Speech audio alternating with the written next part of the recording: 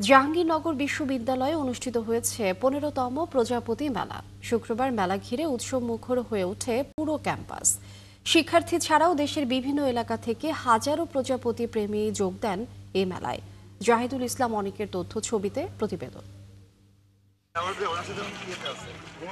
দেশের একমাত্র আবাসিক বিশ্ববিদ্যালয় জাহাঙ্গীরনগর বিশ্ববিদ্যালয়ের প্রাণিবিদ্যা বিভাগের উদ্যোগে প্রতি বছরের মতো এবারও আয়োজন করা হয় প্রজাপতি মেলার।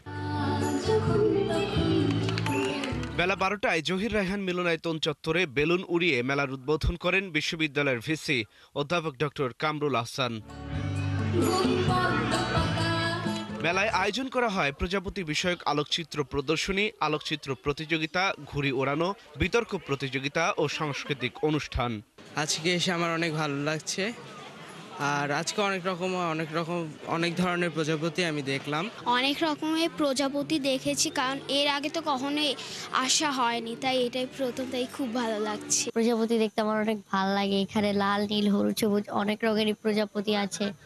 আর আমার বাবার সাথে আমি প্রত্যেকবার এই প্রজাপতির মেলায় আসি। আমার বন্ধুর পরিবার ঢাকা থেকে আজকে আসছে। এটা আমাদের কাছে একটা একদিকে যেমন উৎসব, আরেকদিকে হচ্ছে যে একটা পরিবেশ সচেতনতা ক্রিয়েট করে। আয়োজকরা জানান, প্রজাপতির সংরক্ষণে গণসচেতনতা বাড়াতে প্রতি বছর জাহাঙ্গীরনগর বিশ্ববিদ্যালয়ের প্রাণিবিদ্যা বিভাগ এই মেলার আয়োজন করে। প্রজাপতি থাকলে আমাদের কি লাভ, সেই বিষয়টা তুলে ধরার এই গণসচেতনতার জন্য প্রধান মুখ্য আমাদের আয়োজনের উদ্দেশ্য থাকে। মানুষ, প্রাণী জগৎ, উদ্ভিদ জগৎ এবং প্রাণহীন জড়জগৎ সকলের মধ্যে একটা সম্পর্ক আছে। বাস্তু ব্যবস্থার প্রতি দৃষ্টি নিবন্ধন করা এবং সেই অনুযায়ী আচরণ করাই হচ্ছে এই মেলার মূল লক্ষ্য। এবার মেলায় প্রকৃতি সংরক্ষণে অবদানের জন্য বাটারফ্লাই অ্যাওয়ার্ড ২০২৫ পান বন্যপ্রাণী বিশেষজ্ঞ, প্রকৃতিবিদ ও বিজ্ঞানী ডক্টর মোহাম্মদ আলী রেজা খান।